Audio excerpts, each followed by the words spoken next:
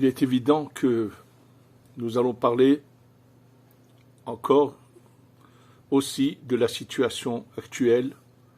Et avant de commencer ce cours, je voudrais dire, au nom de, je pense, de tous, que nos pensées sont avec toutes ces familles en deuil, ou toutes ces familles qui ont subi les pires des atrocités et qui souffrent encore, et que nous prions qu'Hachem leur donne le réconfort.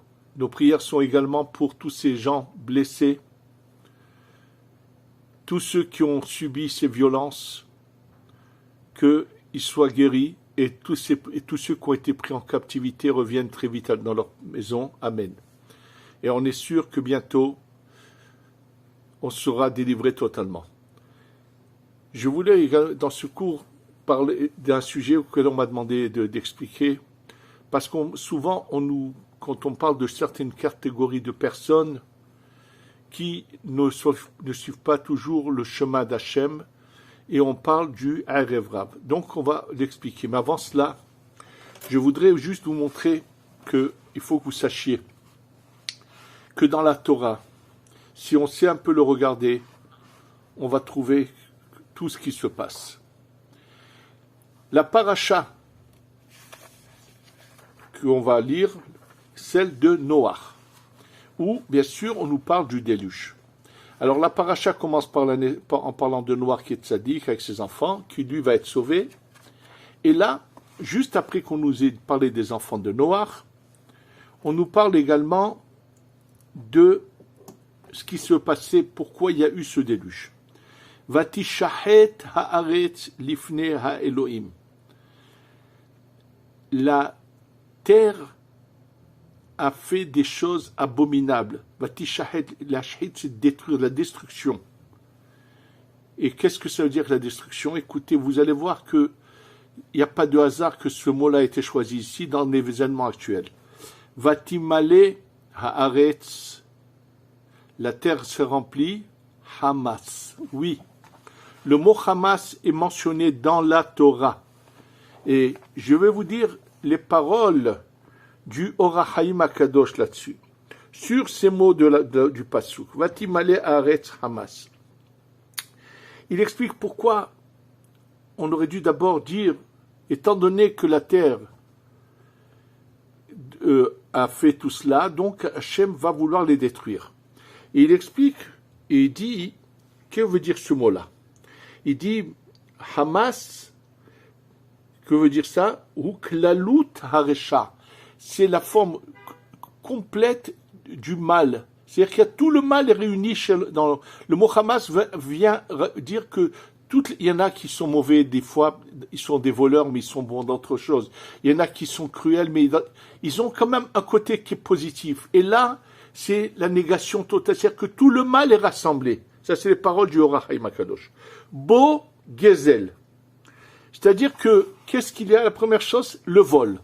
Or, ceux qui vivent ici en Israël savent que la plus grande calamité que subissent les agriculteurs, partout, les gens doivent mettre partout des caméras de surveillance. Quelle est la souffrance? Le vol des voitures. Le vol que les Arabes pratiquent en Israël est une plaie sans pareil. Ceux qui vivent ici savent combien on doit faire attention à cause du vol qu'il y a. C'est inimaginable. Les gens qui vivent ici sont au courant, mais on prend leurs précautions parce qu'on sait qu'on vit avec des gens qui ont le vol qui est inné en eux. Ensuite, donc il parle du vol. Bo Gilouy Arayot. L'adultère. Oui, c'est les gens qui vivent dans l'adultère. Je vous raconte juste un petit fait que un ami à moi, il y a des années de cela, m'a raconté que un ami à lui qui travaillait avec un entrepreneur dans la construction, qui était donc arabe, marié avec 2 femmes, et donc il allait souvent chez lui jusqu'à la maison pour qu'il avait besoin de lui, parce que comme il travaillait, il avait une relation très proche, très de proximité, et donc il allait dans son village où il vivait, il allait le voir qu'elle n'arrivait pas à le toucher. Et il a raconté qu'un jour, il arrive, il savait où il vivait, que cette maison était comme partagée en deux, puisqu'il avait deux épouses, c'était la bigamie, et en le cherchant, parce que c'était une urgence, donc il rentrait chez lui comme il rentre dans sa maison à lui. Il va d'un endroit à l'autre, et il rentre dans une pièce, et à sa grande stupéfaction, il voit que le fils d'une des épouses est en train de coucher avec la deuxième femme de son père. Et croyez-moi qu'on en connaît, c'est un exemple parmi tant d'autres, mais on sait qu'ils sont innés dans cela, malheureusement.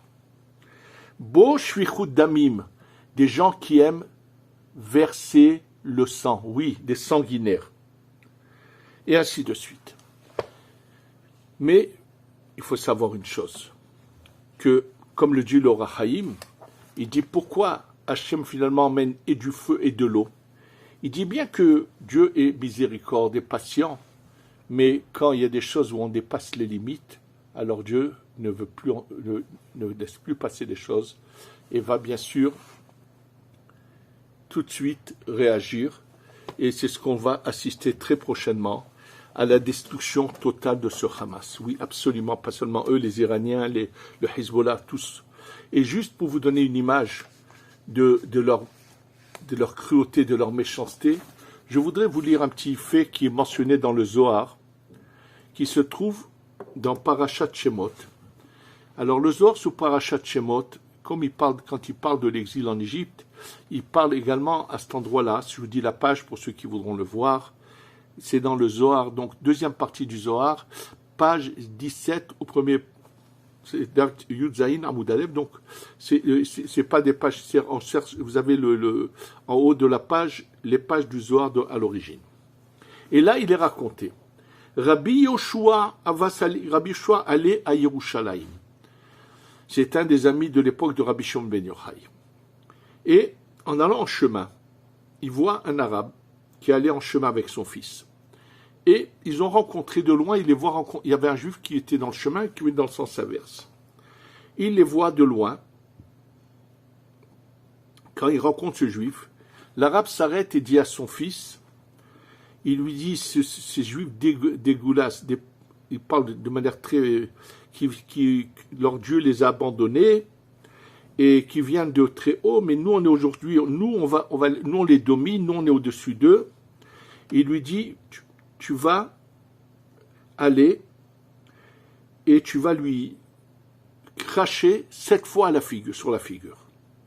Le fils de l'arabe est allé, et c'était un homme avec une certaine stature, avec une barbe, et le gosse, il attrape la barbe, et au moment où il attrape la barbe, et Rabbi Yoshua assiste à cela, il lève les yeux vers le ciel, et il dit comme ça, vous les anges du ciel, je décrète que ceux qui se prennent qui pensent être plus haut c'est-à-dire eux qui se prenaient pour plus haut, qui pouvaient rabaisser ce juif, que eux descendent en bas.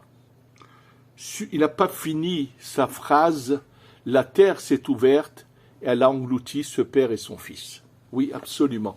C'est-à-dire, et là, il faut savoir que, malheureusement, on n'a plus ces grands personnages de l'époque de Rabbi Shimon ben Yochai, parce qu'il est évident que jamais ce serait passé de tels événements si on avait eu des tzadikim comme Rabbi Shimon ben Yochai.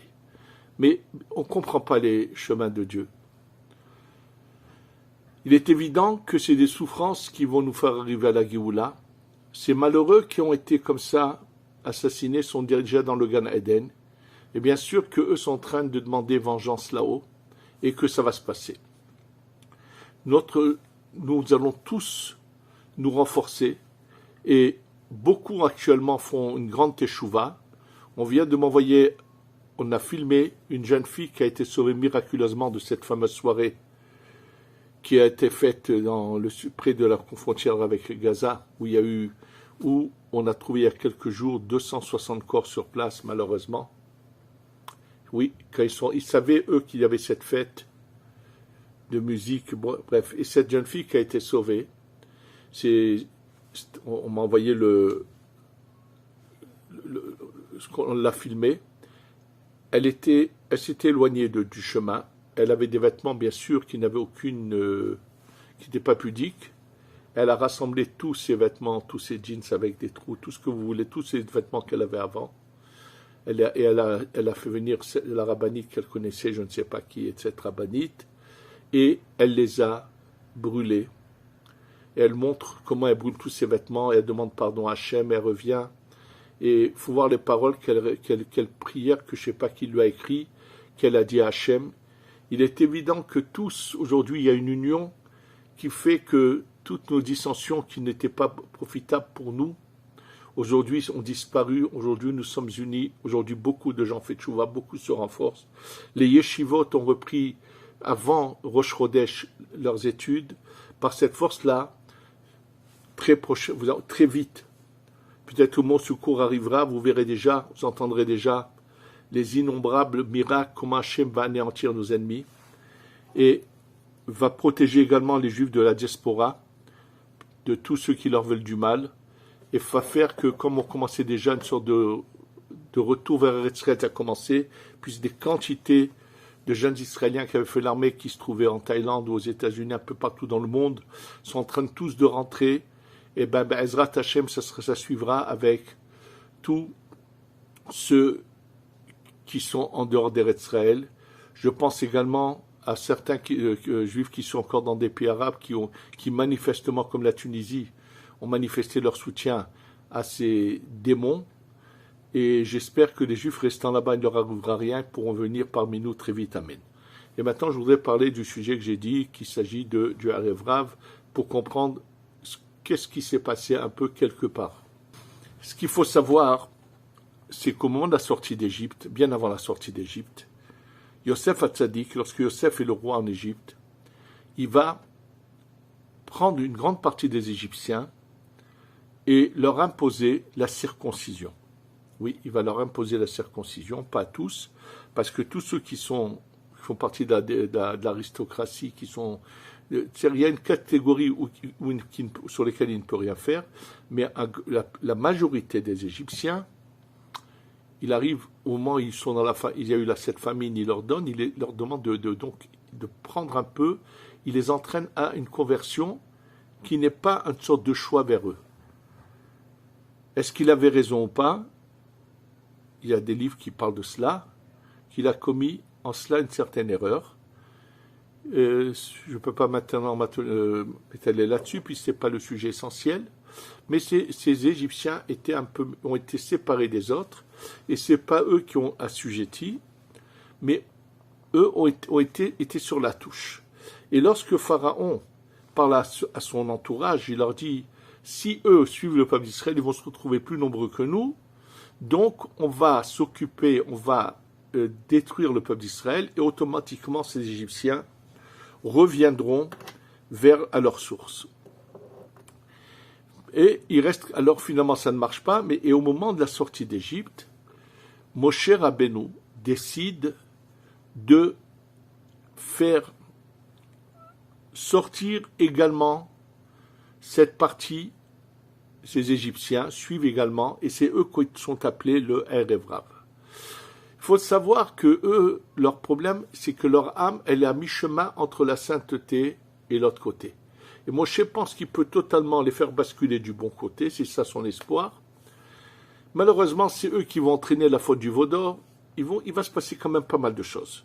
Sachez que, je voudrais vous rappeler ce que j'ai eu l'occasion d'en parler dans un cours, que finalement, pas un seul d'entre eux rentre en Eretz Israël, ils vont tous mourir dans le désert. Et là, je voudrais vous rappeler que dans l'histoire de Pinchas, où il y a 24 000 morts parce qu'ils vont aller se laisser piéger par les filles de Moab, dit Rabbi Shimon ben Yochai dans le Zohar sur la paracha de Pinchas, il dit, sache que ces 24 000 qui sont morts ne sont pas des Béné Israël d'origine, mais ce sont ces Égyptiens qu'on appelle, ces demi-convertis, qu'on appelle le Erev Rav. Il dit, pourtant, on a l'air de parler de la tribu de Shimon. Il dit, oui, la tribu de Shimon était la tribu qui n'a pas hésité à donner ses filles à ces gens-là en mariage. Et c'est pour ça qu'il dit la preuve que ramène Rabbi Shimon ben Yochai, il dit, c'est marqué, Velo chiliti mi bene Israël. Je n'ai pas détruit dans les béné Israël. Il dit, s'il y en a 24 000 qui sont morts, comment Hachem peut dire, je n'ai pas détruit des béné Israël? Il dit, oui, pas un seul béné Israël à part Zimri ben Salou n'est tombé. Tout ce qu'il a pu tomber, il a été tué par Pinchas, qui était le prince de la tribu de Shimon, mais tous les autres sont tous des gens du Erev Rav. Que veut dire, quelle est l'importance? Sachez qu'eux aussi ont une chance d'être bien sûr de la réparation. Et je vais vous le prouver tout de suite. À l'époque de Rabbi Akiva, il est marqué qu'il avait 12 000 couples d'élèves qui vont finalement mourir entre Pessah et Shavuot, là, pendant cette période-là.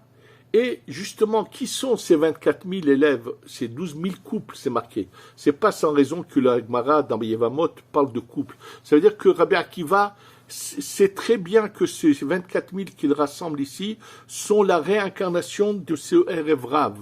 Il cherche quand même à les réparer. Ici, il y a une désunion chez eux, il faut les réunir. Donc on ne parle pas de 24 000, on parle de 12 000 couples. C'est une manière de réunir, de rassembler. Rabbi Akiva essaye, et malheureusement, eux continuent dans leur mauvaise optique, leur mauvais chemin, et vont tous être punis du ciel, et vont mourir pendant une courte période. Et c'est marqué que le monde était comme détruit. Or, ceux qui connaissent l'histoire savent pertinemment qu'à l'époque de Rabbi Akiva, il y avait un très grand nombre de Tanaïm. Et on a l'impression, celui qui ne connaît pas ça, qui n'a pas vu l'historique à l'époque de Rabbi Akiva, qui étaient tous les Tanaïm qui vivaient, on a l'impression qu'il n'y a plus de Rabbanim en Eretz Israël et qu'il va chercher 5 élèves du Sud. Quel rapport? Quel est le Sud? Qu'est-ce que ça veut dire? Non.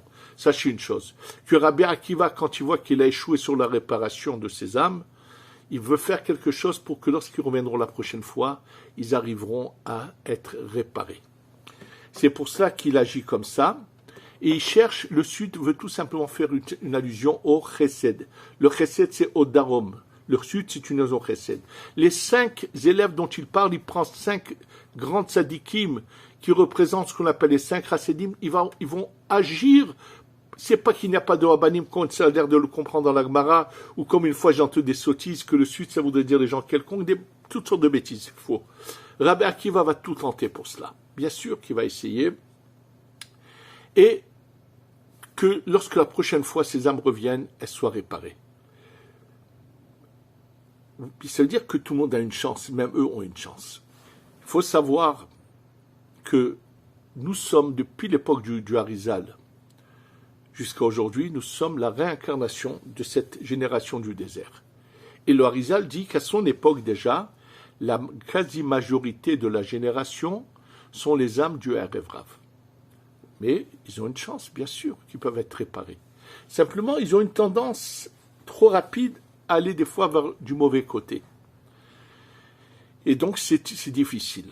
C'est ce que le Harizal lui dit que c'est la quasi-majorité de la génération. Et bien sûr que eux qui n'ont pas eu la chance, quand ils étaient dans le désert, de rentrer en Eretz Israël, aujourd'hui, ils sont en Eretz Israël, et le fait même qu'ils se battent pour la terre d'Israël est une réparation pour eux. Donc il y a des réparations sans cesse qui se passent. Et il n'y a que ça qui pourrait expliquer comment autant de gens ont pu mourir de manière aussi atroce. Il y avait parmi toutes sortes de personnages. Mais simplement, cette tendance des fois à aller vers l'idolâtrie, aller vers vouloir s'attaquer au judaïsme quelque part, comme ça s'est passé dans certains cas. Mais bien sûr qu'aujourd'hui, tout le monde fait tchouva, tout le monde comprend que c'était une erreur, qu'il y avait cette dissension entre nous, qu'on a voulu des fois empêcher la prière de Kippour à Tel Aviv. Bien sûr qu'ils ont tous regretté.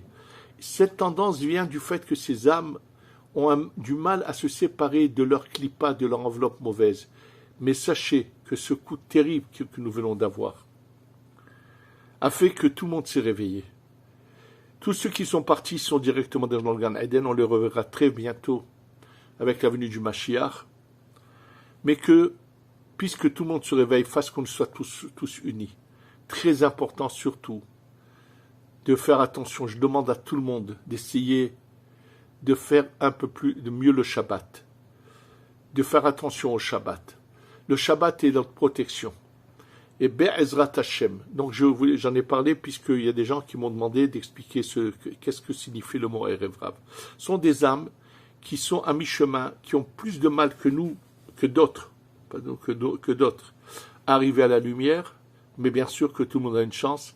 Si Rabbi Akiva a tout fait pour les aider, et même après leur mort, il a cherché à faire une réparation à leur neshamot pour qu'ils puissent revenir et avoir un tikkun. Face à Hachem, que tout le monde fasse tchouva, et que très vite, nous allons assister. D'abord, vous allez voir comment Hachem va anéantir très vite, d'une manière miraculeuse, tous nos ennemis. Je ne parle pas seulement du Hamas, je parle également du Hezbollah, je parle également de l'Iran, je parle également des Arabes en Tunisie qui ont manifesté, qui après ces horreurs ont voulu comme donner raison au Hamas, au mal. Tous ceux qui, c'est comme ça que Dieu va tous les juger, tous ceux qui auront soutenu le mal paieront. Et qu'Hachem fasse qu'on n'ait plus de mal, et que la lumière d'Hachem se dévoile, et qu'on ait le Beth Amikdash, Shibane bimera bi'amenu, Amen ve Amen. Jerusalem.